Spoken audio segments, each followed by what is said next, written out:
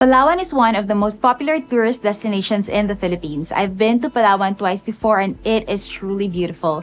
You will need to spend around 2 weeks or more here if you want to explore Palawan properly. There are many things for tourists to do here, like a city tour in Puerto Princesa, island hopping in El Nido, and sunbathing in Coron. But aside from being able to rediscover the beauty of Palawan, what really got me excited was that this would be the first trip of Zeta Group Media as a team in Palawan, all expenses paid. So backstory, a client contacted me and asked me to exclusively list their boutique hotel in Puerto Princesa, Palawan. They wanted to fly our entire team in to shoot their property. So we really were planning to go check out Palawan since we've sold multiple units in Casimira, Palawan, and Paragua Coastown. Real estate in Palawan, especially beachfront projects, are really in demand.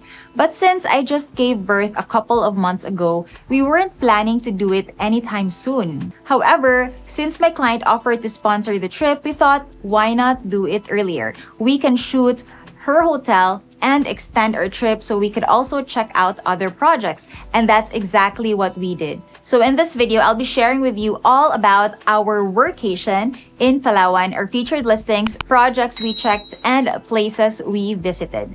So the first 2 days, we focused on the boutique hotel.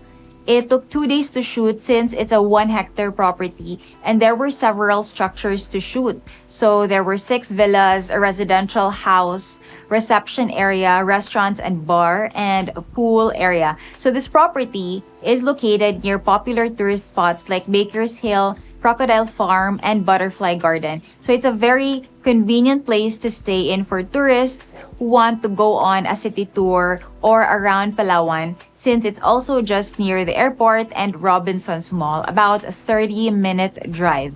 It's also not traffic in Puerto Princesa, so you tend to arrive to your destinations pretty quickly. For a full tour of the boutique hotel we've listed up for sale in Palawan, I'll link it in the card above and also put it in the description box. Then we also took photos of another hotel listing in Palawan, One Manalo Place. So this is a mixed-use property. It has a hotel and commercial building. It's built on a 5,000 square meter lot and has 48 rooms in total. So for the amenities, it has a swimming pool, lobby, gym, restaurant with kitchen, laundry area, and a function room that can accommodate up to 80 people. So since we took tons of reels, standard photos, 360 photos, we actually have a new way for clients to check out our listings, and that is through 360 photos. So basically, you're able to walk around and navigate each room and really be able to check out the property in detail without actually having to be there. So since that is still so new, we have it for our newer listings, those shot July 2024 and onwards. We also won't do it for all listings. We have certain parameters set for this, including if a listing is exclusive, then that's one surefire way that we will definitely do 360 photos for our exclusive listings and also our premium listings.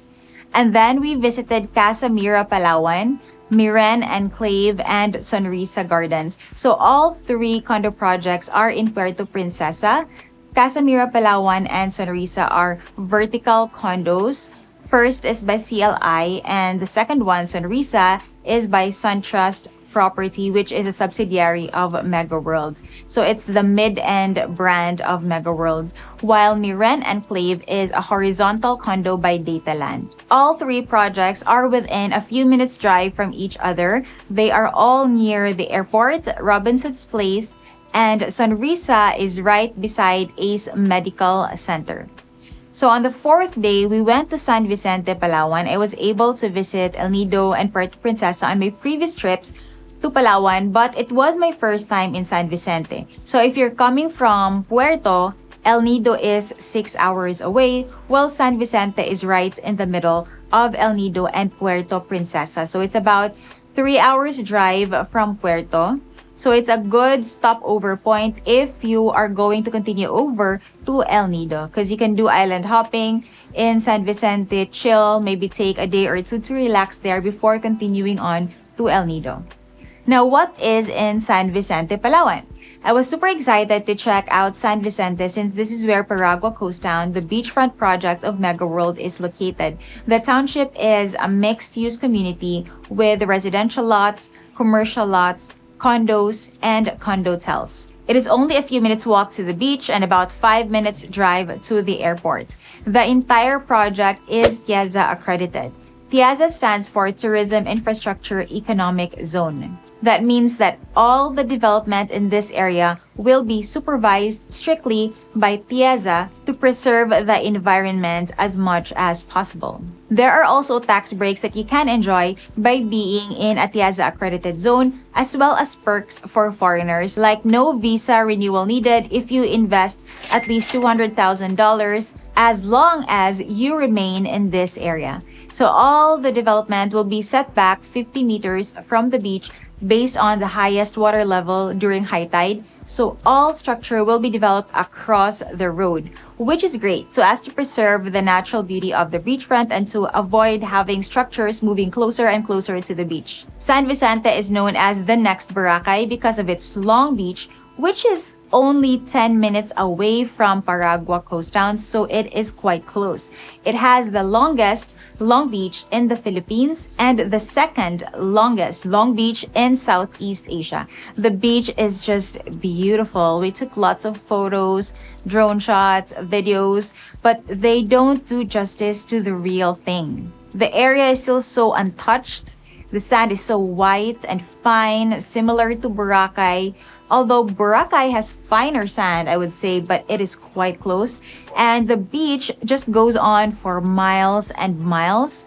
The beachfront is 14.7 kilometers long, so it will take you almost 2 hours to walk the entire stretch of the long beach. So that's about 10,000 steps. So if you want to lose weight and get healthier, then just walk the entire length of San Vicente Long Beach on a daily basis. So after checking out Paragua Coastown in Barangay Kemdeng, we went to Port Barton to check in our hotel. So from Kemdeng, Port Barton is about 2-hour drive away. It's still very residential.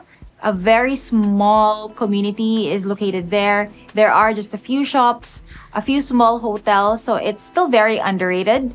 And there were also very few tourists compared to more popular tourist spots in Palawan like Coron or El Nido, which are more populated by locals and tourists alike. So Port Barton, though, is the jump-off point if you want to go island hopping in the area. So we decided to stay here instead of Barangay Kemdeng because there isn't much to do yet in Kemdeng, even though there is the Long Beach. Aside from swimming and walking at the Long Beach, so there isn't a lot of shops there yet.